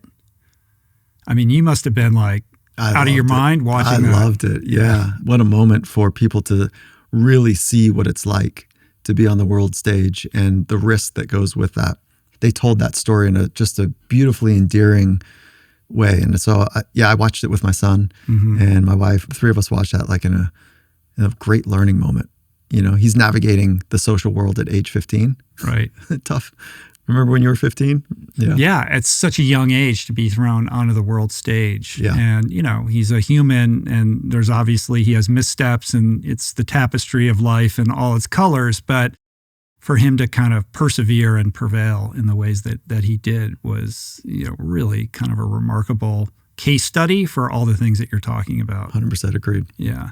The converse of that is a story that I read just the other day. I don't know if you saw this. It was a Wall Street Journal article about this guy, Dave Hollis. Did you see this? No. Do you know who Rachel Hollis is? I know Rachel. This is her. So this was ex. her ex-husband who passed away. And it's really a cautionary tale about what was going on in the last stages of this guy's life. By all accounts, somebody who had a very unhealthy relationship to other people's opinions on social media that was driving some errant behavior, and so addicted to the metrics and the approval that it's directly correlated with the end of that guy's life. He was found dead in his bed with alcohol, fentanyl, and cocaine in his system with his phone on his chest. And it's this unbelievable cautionary tale about the influencer economy and kind of what social media and this outsized relationship with approval and, other people's opinions, extrinsic metrics to the nth degree, can have on somebody's mental health that would drive them to their death. Yeah. I bring that up. You're nailing it. Simply to say that this is a very real thing with very real world consequences. It's not a small thing. It's not. And freedom will not be understood by the limited time that we have here if we're playing the secondary game to be approved or not rejected by other people. And so, yeah, thank you for the sobering reminder of like what the extreme looks like. Yeah. Yeah. What's happening neurochemically in our brains when we're engaging with this fear of other people's opinions? When we're actually in the anticipation the or they're anticipatory checking. Yeah. phase. It's basically, it looks, I would imagine, we haven't done a clinical trial or study on it, but it would look exactly like anxiety does. And so you'd have that right kind of cocktail where there's an urgency that's taking place to get something just right. And there's the right levels of cortical arousal with some cortisol and adrenaline. And so there's all of those mechanisms in place that amplify the experience. There's an attunement to get it right. And it can be actually addicting in some respects because there's an aliveness that comes with it. And you hear people talk about anxiety and depression. They don't want it, but there's an aliveness that comes with both of those that sometimes they don't want to shed. There's a tenderness that can happen with some depression. Deep depression, like I'm talking about mild or moderate, there's a tenderness that happens. There's an availability to feel in ways that you haven't felt before, but you just can't get out of it. You can't remove yourself from it. So that's the opposite. The anxious state that I'm talking about, the cocktail there, is that there's an urgency to get it just right. The energy level is really high, and that can feel wonderfully stimulating. But the problem is that you can't downregulate it well. And it's this chronic elevated hum that is an exhausting experience. And then when you're actually in the presence of the other person's opinion that you're trying to get favor for, you get basically whipped around by that intensity, and it's tiring. What is the healthy version of being motivated by the opinions of others? Because it's not hard to imagine, take a quarterback on a football team, like, I want to win for my team. I want to win for the fans. Or The Rock is like, I do this for the fans. I work hard because I want you to, it's like there's something healthy about not being utterly self-referential in why you're doing what you're doing, but doing it for a purpose that extends beyond your own kind of selfish regard. Oh, I think you're nailing purpose. People can be very clever in how they cloak purpose. So is the purpose really about creating an experience for other people where they see a better version of themselves? It just sounds better to say it that way. It sounds better, right? So I don't think there is a healthy version when the primary operating system is the need to be accepted or the fear of rejection. I don't think that is healthy in the becoming. To be connected to other people is the fabric of the coral reef of humanity. But when it's a self-centered, self-preserving mechanism primarily, do they like me? Are they rejecting me? I don't know a healthy version. But I can say you can facilitate, you can use that mechanism, that model, if you will, to potentially be the best in the world at something. The best in the world oftentimes have just enough anxiety, just enough OCD, just enough narcissism, just enough perfectionism, where they are compelled to go the distance and to go to the dark caves of high performance and to suffer in those places just a little bit longer than anyone else will. You can find yourself on the world stage with lots of money, lots of fame, lots of attention, whatever the value proposition that you're going for is. And you might be the best in the world. I'm not sure that you're going to be healthy, but it'll take you to that place. There is a better way. You can have a purpose. You can be connected to other people. You can know that you are going to need to go to the edges on a regular basis and have a community of people that you're processing with and doing it with that is not self-centered only. Right, but good luck convincing that person that there's a better way. Oh, yeah. That's got to be the ultimate hard case, right? Because everything in their life has been a successful byproduct of these unhealthy tendencies. There's no way you're going to disabuse that person, that they should let go of that and that there's a better way when, the world is just, raining gold upon them. We did this study. My mentor, she designed this study in the NBA where the hypothesis, if you will, is that people that had a sense of what they're going to do post-career would fare better while they're in the league. Okay. And what she was going to do is provide a quick little questionnaire, like, what do you want to do next?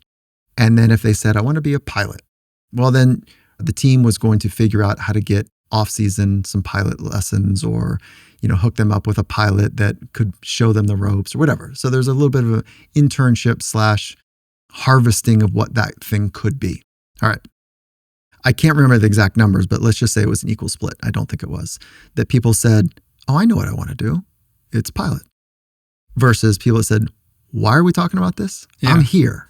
Yeah, I can't indulge in that. Are you kidding me? To even imagine what comes after is going to undercut my ability to be the absolute best in this very privileged situation that I find myself in right now. And so in that group, there was two main narratives. One narrative was, I can't afford that time. Like, I'm hanging on and I'm going to do everything I can to be here. It's a short window. I'm all in here. I'll deal with the consequences of not knowing what the hell I'm going to do later. Okay.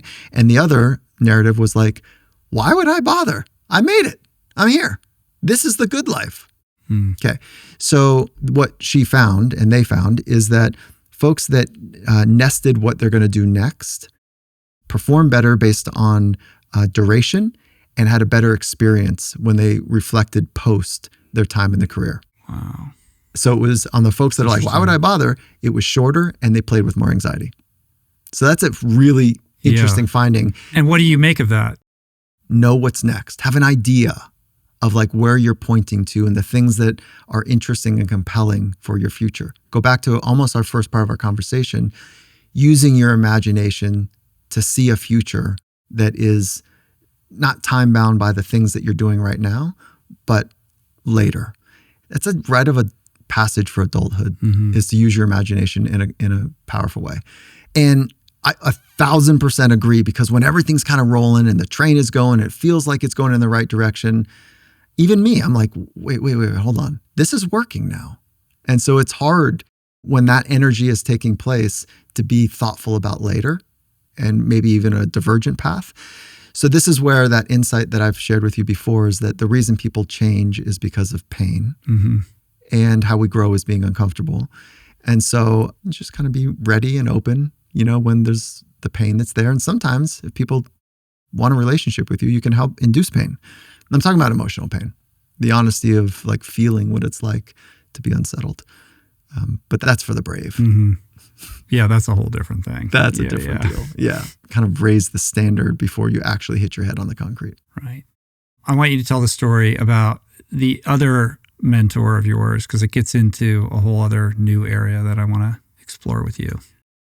I should separate these two out, because my deepest, longest, richest mentor, his name is Gary de Blasio, and he's known me since I was 15 years old. And he's been there for all the versions of me. That's not the other mentor I'm mentioning now, which I mentioned in the book. So this was a professional mentor. And he was one of the reasons I went to the PhD program I went to. And he helped me a lot.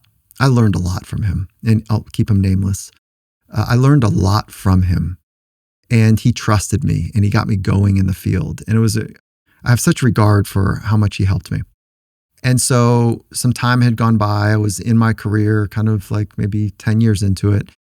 I don't know exact numbers. And I was working with a professional fighter in the UFC.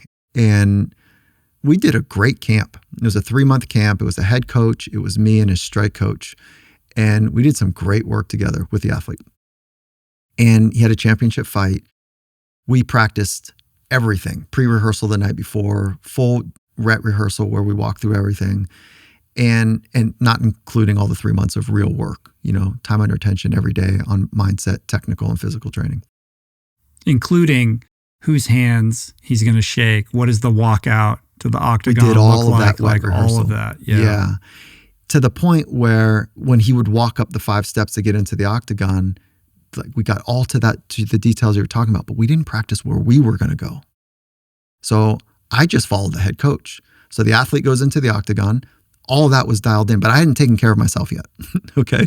So I follow the coach. This is now unfolding with, 18,000 people in the arena and all that kind of buzz energy. And I'm like, oh shit. So I just follow the coach up. And I actually didn't know where our corner was, what we were supposed to do. So I just follow the head coach. And as we're walking up the same 5 steps that the athlete did, we have to cut in the line of the camera. And I follow him and he's like, yeah, we're right here. We're here. And so, okay, now I'm at home. And so the fight happens, great event. On my way home, my mentor calls. And I was like, oh man, like maybe he saw the fight or something. Or maybe he was just checking in. I don't know. But I didn't know what was up. But he goes, okay, nice job, dude. But what are you doing in front of the camera? Like, get yourself in the background. Like, that's not where we're supposed to be. And he didn't say all that. He just gave me a quick little shot that says, what are you doing in front of the camera? And then I internalized all of it and created this narrative. I've let him down. I've let the industry down. I'm breaking a rule. I'm not supposed to be here. Maybe I'm not even supposed to be at public events where there is cameras because psychology happens in the back room, not in the front room. And it was really unsettling. It was a problem for me. And I wanted to bring psychology forward, this beautiful science to help people be at home with themselves, wherever they are. And I wanted to bring it forward and I wanted to share like how the best in the world work. And then I just felt like I got gut punched. So I retreated to the background and I thought, I don't want to look bad in front of him. I don't want to let him down. And I certainly don't want to do something becoming for the whole field of professionals that I respect. Does his perspective represent, the entire field's perspective on what you're doing? Well, he was so big in my life. Like, of course it did. Like he was big in my life. And so I just got small. I retreated to the background, still loving my work and caring about the people I'm working with. But I just damped down that idea to celebrate the psychology, the process and the psychology. So much so that maybe it was another 5 years later, I was kind of afraid to re-engage with him. So the relationship kind of fell out.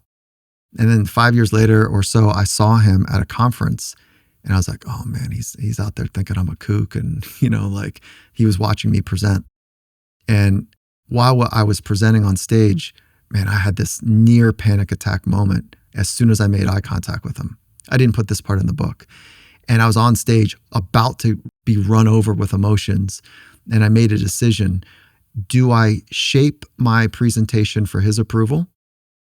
Or do I stay true to my experience? And I said, no, I got to stay true. And it feels like a hero moment, but thank God I'd done all this inner work, like for 20 plus years to be able to navigate that moment. Because I'm certain that if I hadn't done the work, I would have shaped it for him. And after I got on stage and kind of that post glow happens, that there's I don't want to say a line, but there's a gathering of folks that want to talk to you. You know exactly what I'm talking about. And he was kind of nested in the back of that room, disinterested in me. And so after, 20 conversations or so, the room had quieted down and I walked over to him and there was only like 50 people it was a small audience. I walked over to him and I was like, oh, he never cared once. Just like that driver I was telling you about early in the conversation, like I made this story up. He didn't bring it up. He probably didn't even know. He was probably really disappointed and hurt that I had gone away for 5 years and I had like abandoned all the trust that he had shared with me for one fucking comment. That I made up the magnitude of that to be something that shaped me in a way that I just didn't want to blow it again. And so, man, I feel sorry for him. And I haven't squared the relationship. I still haven't. Yeah, you talk about seeing him and how, he's this larger than life figure in your consciousness, but in fact, he was sort of frail and, kind of a bit of a sad sack in the way that you kind of describe him in that context. And so much so that you didn't even bring it up to him, like, because you were planning on like, I'm going to go and talk to him about this so we can clear the air. And then realizing like, oh, there's not even any point to doing that. I still had like a little bit too much fire in me about it. I wasn't healed from it in any way. And probably not as I'm talking to you about it now, only because I feel sadness and remorse on how I treated myself and how I treated him. And at the same time, I haven't honored that experience with him. But the story is potent and salient because it brings up the extent to which we empower other people in irrational ways that end up dictating big time life decisions in our own life. And these individuals who kind of lord over us in conscious and unconscious ways that, bend the arc of our lives unnecessarily. And then to develop an awareness that, yes, you have not been at the helm of your own life and you've given this person so much power. And for what, Exactly. Is to to help us realize, and you get into this in the book, like how we over-index on other people's opinions, and we don't realize that, everyone's walking around self-obsessed. We think that they're judging us and thinking about this. They're thinking about their own lives. They're not thinking about us at all, just like the car that pulled up to you when you were 16. And all the social science supports this. And then on top of it, we have all these cognitive biases around thinking that people see the world the way that we see it, or that they're understanding us in the way that we think they're understanding us, and all of this stuff. It's this weird stew that just is like Vaseline on the lens of how we perceive the world. Oh, the color of your language right now. Yes, all of that. And I just feel so excited that you're seeing it in this way, because I'm like, yes, that it's how I lived it. I've seen a lot of people live it, and there's good science to support it. And one of those bits that you're talking about is called the spotlight effect. Thomas Gilovich at Cornell ran a really interesting bit of research where, it was dubbed the spotlight effect because we are walking around thinking that the world is looking at us. Is my hair okay? Is my shirt okay? Are my words okay? When in fact, you're doing the same for you, thinking about your hair and your shirt and your words. And so we end up being these weird kind of ships passing in the night, not really connecting because we think everyone's focused on us. It's quite tragic when you think about the aloneness that comes with that. And that's what happened. He said that thing. It was probably for him more than me. And I took it about all being me. And it's a dangerous proposition when we listen to the opinions of others too much. Was that also like layered on top of this other kind of maybe sense that you were breaking ranks with your profession simply by pursuing psychology in a different way? Set aside the public spotlight aspect of it, but just to break free of this paradigm that psychology is about kind of treating disorders, and instead looking forward towards how psychology could be leveraged for human performance. I mean, that in and of itself we sort of take it for granted now. There's a lot of movement and energy around this field that you're in, but at the time that you were beginning, this was still kind of a maverick move that I suspect the hardened, kind of leather elbow patched, herringbone, jacket wearing psychologist might not have smiled upon. To say the least. And I still think we're in some of that, because there still is some of that, keep it out of the narrative of what's happening. Like, let me be more clear. I'm kind of dancing around my words, is that the laws of psychology and the ethical codes, there's a privilege and sanctuary that you're honoring for that person. So everything that, if you and I are doing work, stays in the sanctuary. That's called confidentiality, and privilege is the fact that we're even having the conversation. So you hold privilege. And so by law, I cannot even say that I know you. If I were to see you in a grocery store, I have to pretend like you don't exist unless you acknowledge me. Mm-hmm. That's weird. Yeah, it is weird. That's weird. That's not healthy. Because now you're in your own world like, man, I love Gervais, and like, I love the work we're doing. Why is he not making any eye contact? And like, I think he looked at me, but so it's like this weird thing. And so you got to get ahead of it and say, hey, if I see you in the grocery store. Look, I understand the roots of that. There's a similar paradigm in Alcoholics Anonymous. Like there's, anonymity and privilege and, confidentiality. Like these are all rooted in ideas that make sense. They get stretched and kind of practiced in odd ways. I have this conversation with people that if I work in a private way with them ahead of time, I'm like, listen, and I say that grocery store analogy. I go, I can't help myself. I'm coming up, I'm giving you a hug. Do you like hugs? I like hugs. Yeah, all right, cool. So I do my best to work with, the natural relationships. And as long as the guy who's kicked back and he's like poker face. No, that is not my style. Yeah, right. No, we're in it. It's intense and it's fun. And and it happens like when I'm working with a sports team, it's happening on the bus in the hallways.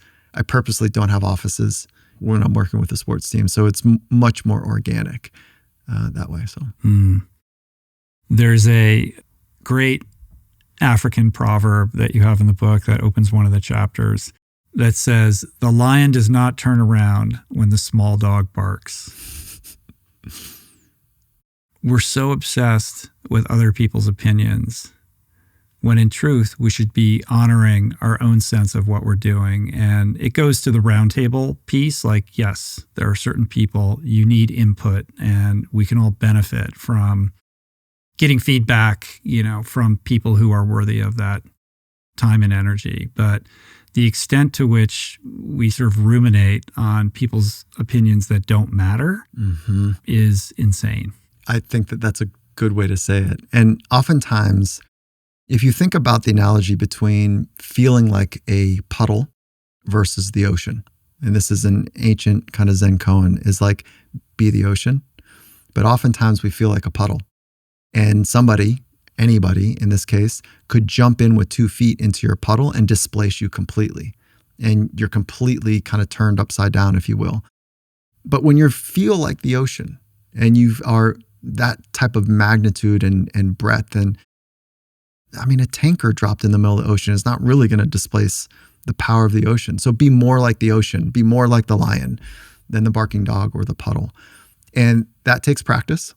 That's part of what the inner work is to be more like the ocean, the mountain, the lion, as opposed to something small that's easily displaced. Part of this practice, or a practice as a way into kind of connecting with these ideas that you suggest, is contemplating your own mortality. Oh, yeah. It's been around a long time. Yeah. But it's a good way. The Stoics. Yeah. But I like the Tyler Durden example. Of him jacking up the convenience store guy. Everybody who's seen Fight Club, he goes in and he robs the convenience store clerk and takes his wallet and asks the guy what he wants to do with his life. He says a veterinarian, but he abandoned it or whatever. And what does he say? He's like, I'm taking your license. I'm going to come back in 6 months. If you're not a veterinarian, I'm going to kill you. And Edward Norton's like, I can't believe you did that. And Tyler Durden's like, what do you mean? It's the best day of this guy's life. Right. Like, he now knows he's got a real choice to make. And I love that. Like, I've had a practice for a long time that I also share in the book, that when I say goodbye to people, I want to practice the fragility of relationships. So now it's going to be weird. When we say goodbye, you're going to be like, oh, I know what he's doing. Yeah. But when I say goodbye to you, I'm going to mean it like I don't know if I'll see you again. And that gives me just a thin slice moment to honor our friendship and the time we spent. And it also prepares me in a practice way for the next engagement I'm going to have with somebody else, the next relationship, the next conversation, to be all in it with them too. So it can sound morbid because one of us is going to die at some point. The time that we have together, I want to make sure I'm in it because I don't know how long we'll be able to do it together. So I just practice when I say goodbye, like, I hope I see you again. And like, if this is the last time. How does that go when you do that? You go out in the world and you do that with, people that don't know you as well? It's quiet. They probably don't know. It's for me, not for them. And it's to prepare me better to be highly focused, highly attuned in my relationships with people, because that time is precious. Yeah. Who in your mind, like, I guess, I don't know, in the sports world, is an amazing example or practitioner of these ideas? Somebody who is just on their game, in full connection with their mastery, with a healthy relationship with their own value system and purpose, detached from the unhealthy side of being influenced by other people's opinions. Like, who's out there rocking it? I don't know who to point to. Like, really? I don't know who to point to. Because you must watch sports like a film director watches movies, where you're seeing with X-ray vision, you're kind of looking at it differently. And I've been privileged to be in the inner workings of so many lives that have been the best in the world at what they do. And I think some have done a really nice job. And I'll tell you who I want to put on the pedestal here to answer your question is I want to put Alex Honnold there. And I want to put him there, but I don't know well enough the actual fabric of his relationships with his loved ones. I leave it a little open. I think he's the most significant athlete in our era. I think he's the one that I think about that is done and moved into territory that the rest of the world thought was incredibly stupid or dangerous or could not be done. And so I have great regard and respect for that. But I don't know the fabric of his relationships with others.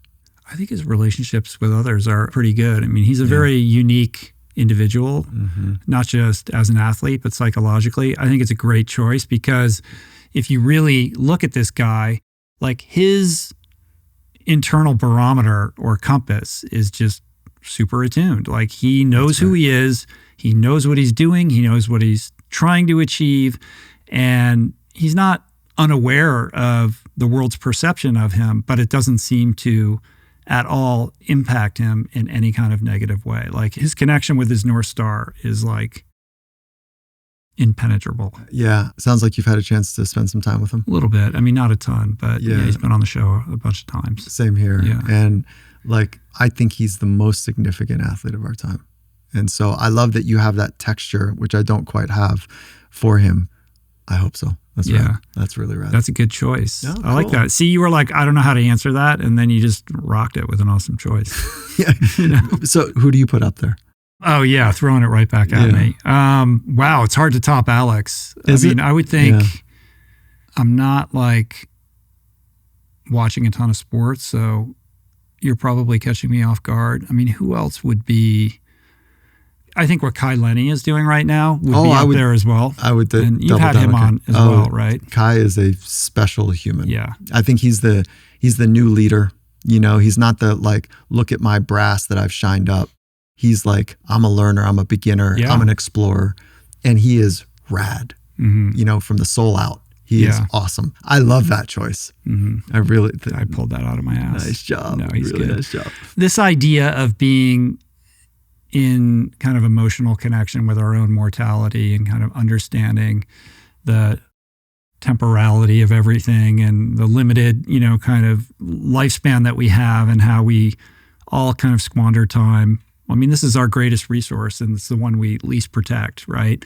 We can understand that intellectually and we can read the Stoics and we can listen to Steve Jobs give his commencement speech and do all that kind of stuff. But for some reason, the human brain has difficulty translating that into kind of any real palpable emotional experience. Like it seems to fade quickly. That's right. Like, what is that? Why can't we just hold on to that and bring that into our conscious awareness? Yes, I can say to you when you leave, I hope I see you again, and mean it.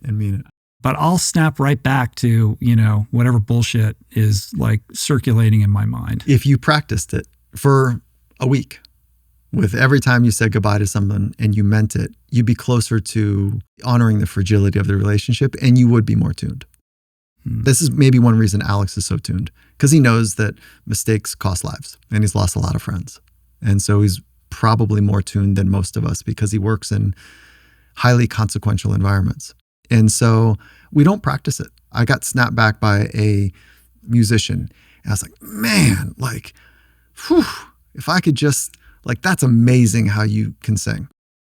And he says, have you practiced?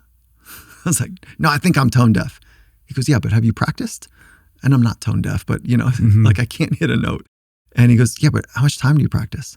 I go, no, I don't practice. But like, he's like, this is like a kind of a stupid conversation. So I'm not saying that to you. I'm saying like we don't practice it. And that real denial of fragility of life serves a purpose, because we could be overrun by just how fragile life is. And all we do is kind of, you know, niche down in such a way that we don't do very much. We don't explore. We don't leave our kids' side. You know, we don't leave our spouse's side because like we want to be with them and they're the ones. And so it can become overwhelming. So I think the denial mechanism there is serving a dual purpose. Right. That idea of practice. We look at somebody who can sing well and we just believe that that's God's gift to them. And it's just, they came out of the womb that way. That's right. And we don't appreciate that it's its own act of mastery over many, many years. We don't have that same relationship with other people who are good at things. We understand it took a long time for them to get there. But with certain talents, yeah, we have blind spots around that. And, you know, similarly, you talked about the evolutionary kind of underpinnings of these fear impulses, but the other piece is the learnability of all of this. So when practiced, you know, there's this, well, I'm just wired this way. Like, I can't help it. Like, I'm just, you know, I can't help thinking about all these other people. What you're saying is, no, there is a method that if you practice it, you can kind of transcend this crippling thing. Oh, 100%. Like, we can get better at a lot. You know, where do we put our gaze and our attention and our time, and what resources will we muster to get better at something? And honestly, like I am totally biased in what I'm about to say, but I cannot imagine the path of becoming your very best in this limited time, unknown amount of time that we have, without having somebody in your life that is as unbiased as they possibly can to commit to seeing you, supporting you, and challenging you. And that's their job. That's their role. I'm describing what I would consider to be a great psychologist. And if that feels unavailable for whatever reasons, somebody in your life that commits to seeing you, supporting you, and challenging you to be your very best, paid or unpaid, is a radical accelerant. You can do it on your own. It's harder, right? You can become a better version of yourself, not having to rely on another person to help you. We are more like a coral reef than we are the hammered nail. But one of the dangers in life is thinking that I need someone to act or do something for me to be okay. So one of the great insights is to not have the other person love me, but actually for me to give love to others. And so the directionality is significant. And so we become powerful when we know how we want to be in life and relationship with others, and we're not dependent on the other person being just right or just so. So I just can't imagine how to become one's very best without a partner in that process. Yeah, because the accountability piece, the necessity of honesty and the kind of mirroring back, to point out your blind spots. Like you can't perform this in your own mind because you're trying to solve a problem with the same mind that created it, right? Which is like an old trope, right? Like and part of the process of getting better and transcending these patterns and identifying these blind spots is a bit of a surrender. Like you have to surrender that illusion of control that you believe you have over these things. And that requires vulnerability and a level of honesty that's uncomfortable. But that's part of it in and of itself. Just the act of being able to be vulnerable and honest with another human being and trusting them is like half the game. Yes, you're altogether. It doesn't even matter what you're saying. Like you have to be able to do that in order to even get to the part that's the acute problem that you're trying to solve. So every year, my inner circle and the team at Finding Mastery would do the year of.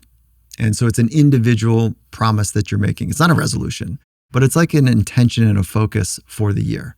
And so for me, the last 2 years in a row, because I didn't quite have the experience I wanted on the first time, this year, 2023, was the year of play.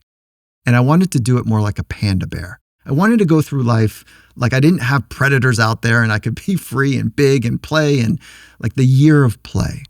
And so my wife is committed to helping me be my very best, and I am in return to her as well.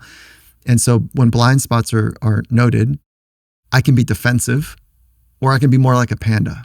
And that was the kind of the image that I wanted to have when she says, hey, whoa, really? And those moments, like how many times? And so the way I want to do it is a good example is, so she gave me a moment where she was like, hey, you're saying one thing and doing another. My reflexive nature is like, oh, really? Like defensive, right? And so this moment that we had, and it was that, and I said, oh God, I'm trying so hard. Thank you. And I've got this big smile, and I just wanted to inhabit being a panda with her. And she looks and she's like, oh, I got diffused. Like, okay, cool. And so now I'm, so I just think this idea of being playful in these relationships is materially important. And I'm an intense, serious person, and I like that, but I want more range, and I want more dimension, and I want to have more fun, and I want to play more. And so I just bringing this up because it doesn't have to be so serious. Right. That's a really good point. Wow. That's interesting. So what is 2024 then? We're not quite there for you. Yeah, I might do it again. Like the year of play again. I've really liked it. And so I feel like I've done pretty good at it. And I think I can still get better. And so when we first met, you inspired me. I haven't shared this with you. It was the year of roots and reach. And so it was after we met. And so roots, be grounded, stay true to your roots, a meditative practice about roots, being connected to first principles. All of that is still something I do on a regular basis. But then I was going to extend out to reach. because I wanted to build a community of people that are exploring and sharing. And I'm going to share and celebrate how some of the brightest minds like you work from the inside out. The brilliant psychology of excellence, roots and reach. Not just roots, but roots and reach. And I did that for like 4 years in a row. And so you were part of that inspiration. That's cool. Yeah. Well, you inspired me towards play. I'm just walking around grinding my teeth. I just, I need a lot more levity. Pandas are pretty cool relationship to like everything that I'm doing. I get overwhelmed and then I get grave about everything. And obviously that's at cross purposes with the kind of experiences that I'm trying to create here and everything, right? Sometimes it's hard to connect with that joy or, what it is that inspired you in the first place to even do this. I'm holding on to that. Yeah. Like I need an accountability partner on my round table for that. I'm in it right? with you. Can I solicit you for that? 100%. Yeah. All right. Back and forth. I appreciate you. One more thing before we round it out. Obviously, you're somebody who believes deeply in the human capacity for change, for positive change. Mm-hmm. I think a lot of people walk around lacking a sufficient appreciation for their own agency to change their lives. So in parting, I think it would be instructive to share a few thoughts just about that capacity. Like, what is the nature of change and what is the best way for somebody who's thinking about or on the precipice of trying to access a better version of themselves? Like, how do they begin to think about what this could look like and take the first step into practicing it?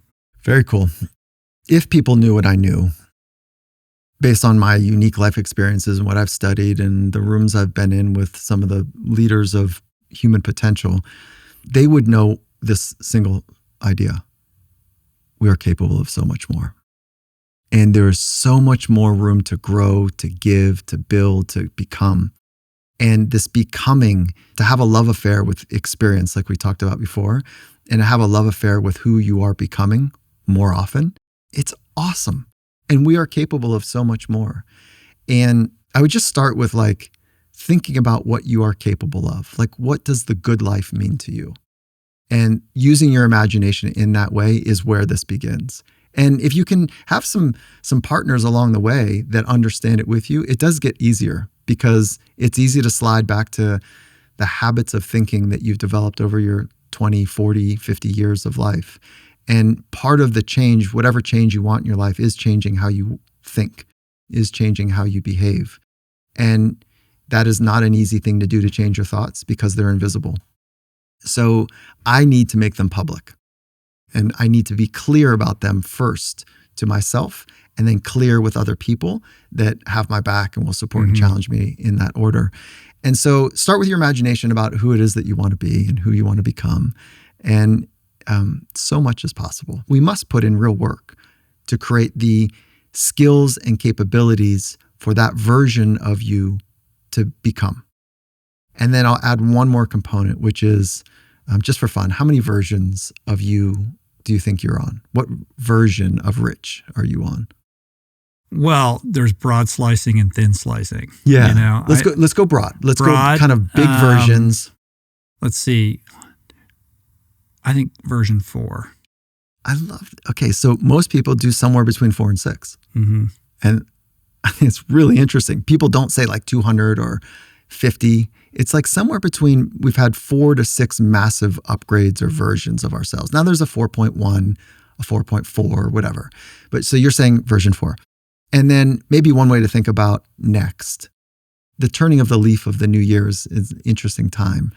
But if you thought about V5, what is V5? It doesn't need to be V10, but what does V5 look like? And use your imagination to push right to the edges where you're like, is that really possible for someone like me who's had, you're about 35, right? About 35 years of trauma and experience. Like 25 years of that, but go ahead. Yeah, me too. Yeah, so like, is that really possible? And then sharing that with your inner sanctum. It's a pretty cool way to do it. And so what does V5 look like? Maybe make that commitment the year of as the primary capability that you're trying to build for V5 to be honest and true in quiet moments and consequential moments. That's a great frame. I've already done some of that, but I think what you shared kind of brings it into focus in a technicolor way where I have like a context to drill down on it in a more meaningful way. Cool. So thank you. Thank you. This was great, man. Yeah, it's Thank really you. fun. You're so good at this podcasting thing. You thought about starting a podcast? I learned it from you. Yeah. Finding Mastery podcast. Thank Anybody you. who's listening to this probably is already, listening to your show as well. But, Michael, your show is a gold mine. Thank you.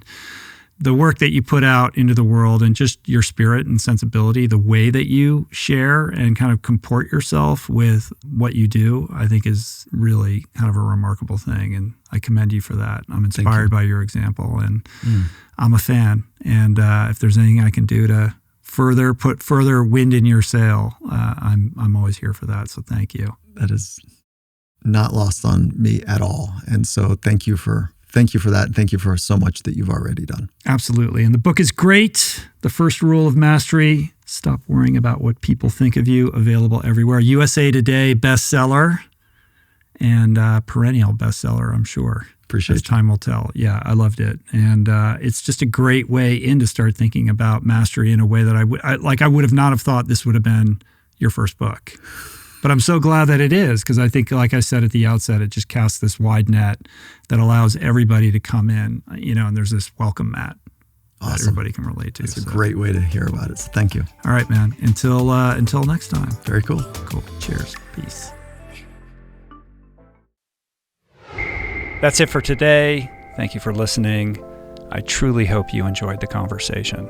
To learn more about today's guest, including links and resources related to everything discussed today, visit the episode page at richroll.com, where you can find the entire podcast archive, as well as podcast merch, my books, Finding Ultra, Voicing Change in the Plant Power Way, as well as the Plant Power Meal Planner at meals.richroll.com. If you'd like to support the podcast, the easiest and most impactful thing you can do is to subscribe to the show on Apple Podcasts, on Spotify, and on YouTube, and leave a review and or comment.